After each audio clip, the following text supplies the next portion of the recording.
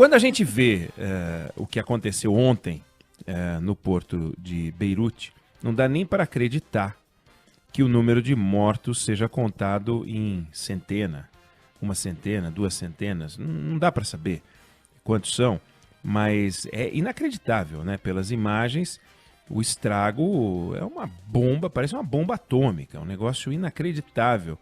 Quando a gente pensa, claro, nos desabrigados, estão falando em 100 mil, 200 mil desabrigados, é um negócio monumental, mas pega um acidente aéreo e você contabiliza 100, 200, 300 vítimas fatais, até mais, se você pegar um acidente aéreo horroroso, todos são, mas um choque de duas aeronaves que aconteceu na Espanha, na ilha de Tenerife, em 77, um avião bateu no outro, 600 mortos, né? O acidente do Titanic, mais de 1.500 pessoas mortas. Quer dizer, o que torna esse episódio de ontem impressionante, fora a descrição, é o fato de que ele foi filmado por vários ângulos, tudo acompanhado como se a gente estivesse num filme, numa produção de cinema. É tão real que nem parece real, parece que foi combinado, é muito impressionante. E aí tem uma discussão para a gente fazer, um debate, uma conversa sobre a velocidade da informação, sobre como a gente fica sabendo das coisas na hora em que as coisas acontecem. Parece algo que está aí como água na torneira, mas não é assim, né? E essa velocidade toda a que eu me refiro não é porque serve para matar a nossa curiosidade, para a gente ver as coisas simplesmente, mas ela se presta ao esclarecimento dos episódios. E quando as coisas são cobertas do jeito que o episódio de ontem foi coberto, você consegue fazer com que os fatos reais consigam competir em velocidade com um vírus nocivo que anda muito rápido, sempre muito rápido, que são as fake news. Então, quando a velocidade dos fatos reais é alta, as fake news ficam para trás. Não é à toa que hoje, ontem na verdade, mas já se sabia a razão do acidente. Já se sabia há quanto tempo o estoque daquele fertilizante estava lá guardado, já se sabia muita coisa sobre o acidente. E aí é interessante a gente voltar no tempo. Em 1858, saiu um artigo no jornal New York Times, nesse mesmo mês de agosto em que a gente está. Ele saiu 3 dias depois de terem concluído o primeiro teste, que foi bem sucedido, de um cabo submarino de comunicação entre os Estados Unidos e a Europa. As informações podiam andar de um canto para outro em minutos, até então era em dias.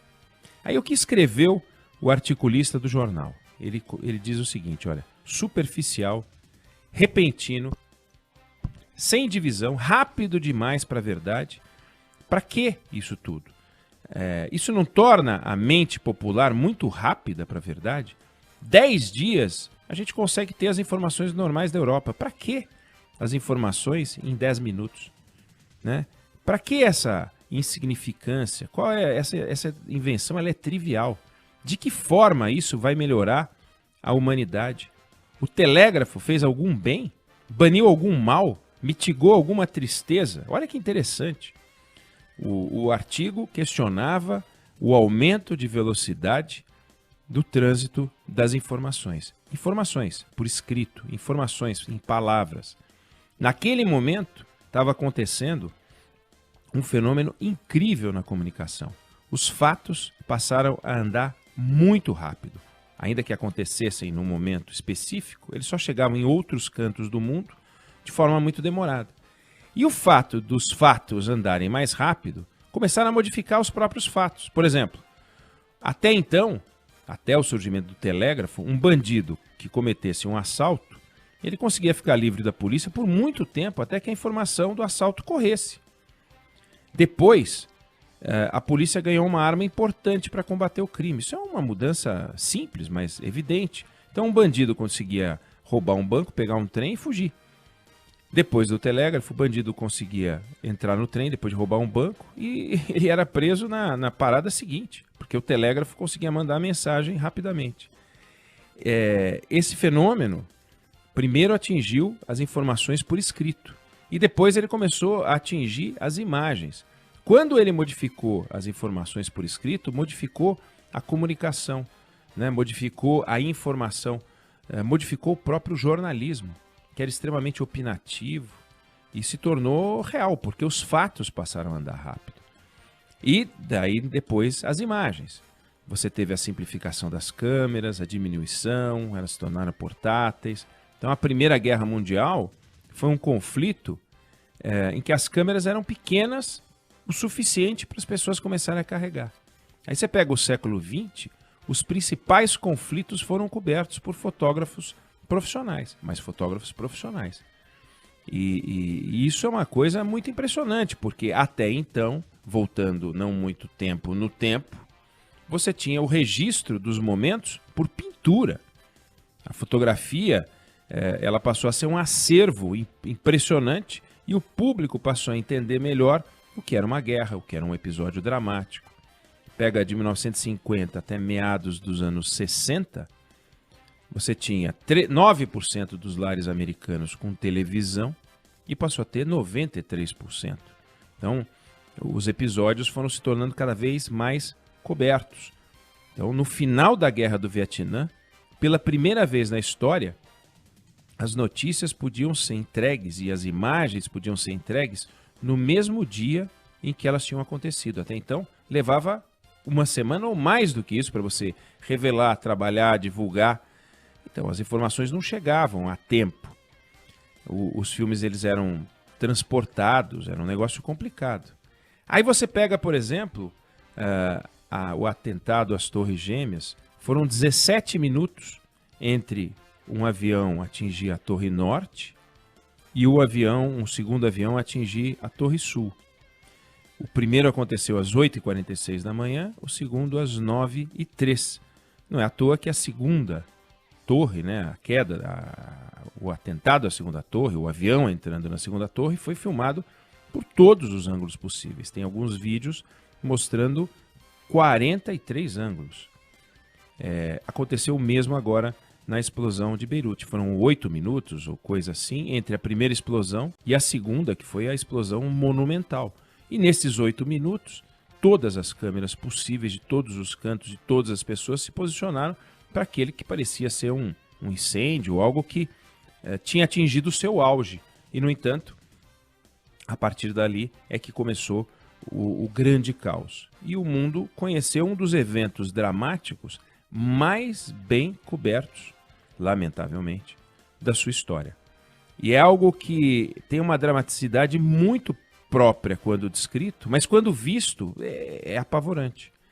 E o que esse episódio mostra, né? Da mesma forma que os outros episódios bem documentados? A cobertura bem feita, ela reduz o espaço das versões.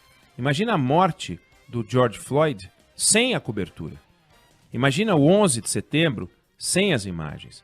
Imagina a guerra do Vietnã sem isso.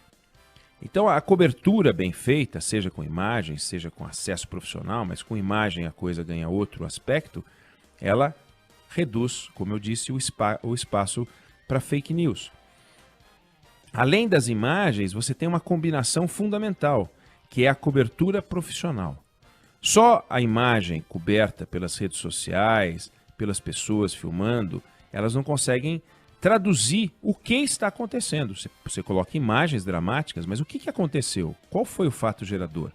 E aí vem a cobertura, que se escora nas imagens e vai buscar a verdade por trás daquelas imagens.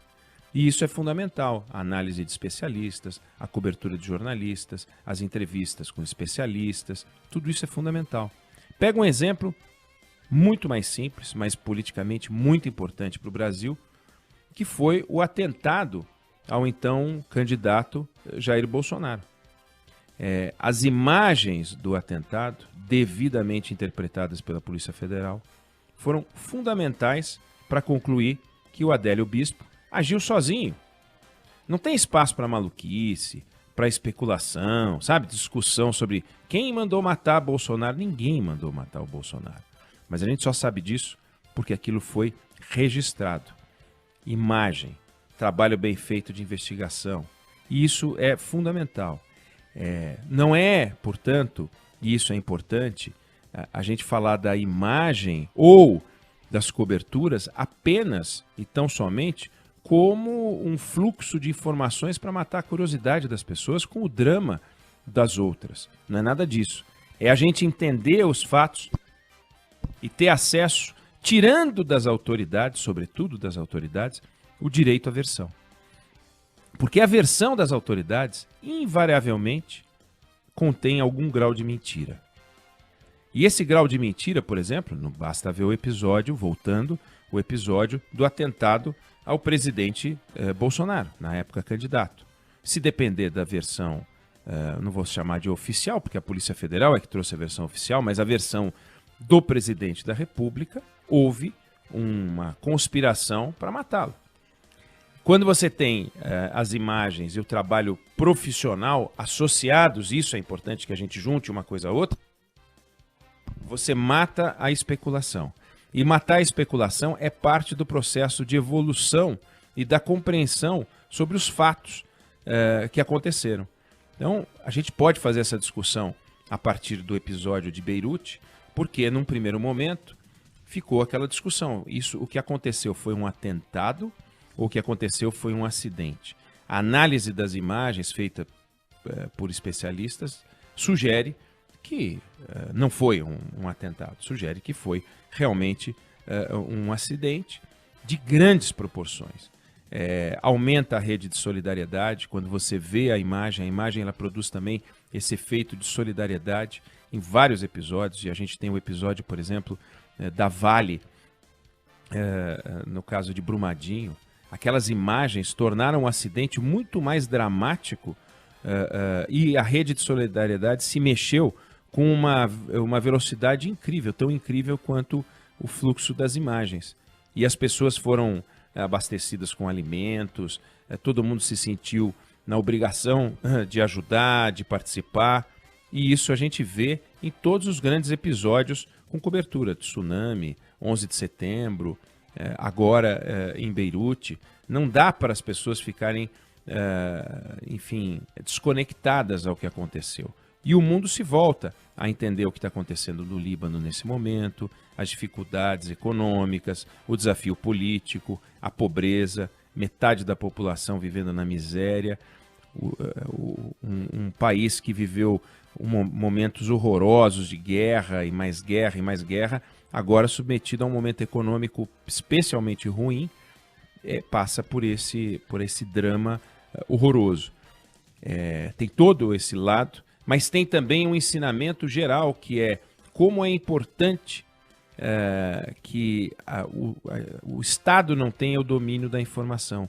Como é importante que as imagens e a tradução do que aconteceu na mão das pessoas democratiza a verdade e faz com que a verdade circule realmente com uma velocidade maior do que as fake news. A mesma ferramenta que hoje é usada para espalhar mentiras, e aí no caso nós estamos falando das redes sociais, em momentos como esse, ajudam a espalhar a verdade.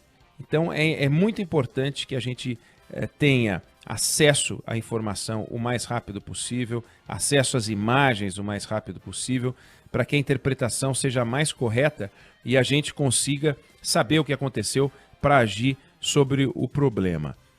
Os governos, de uma forma geral, estão perdendo o poder de difundir a verdade deles. E isso é muito importante. Talvez seja uma das grandes conquistas tecnológicas, seja tirar da mão do Estado esse poder horroroso de decidir o que é verdade e o que é mentira, aquilo no que a gente tem que acreditar e aquilo no que a gente tem que desconfiar.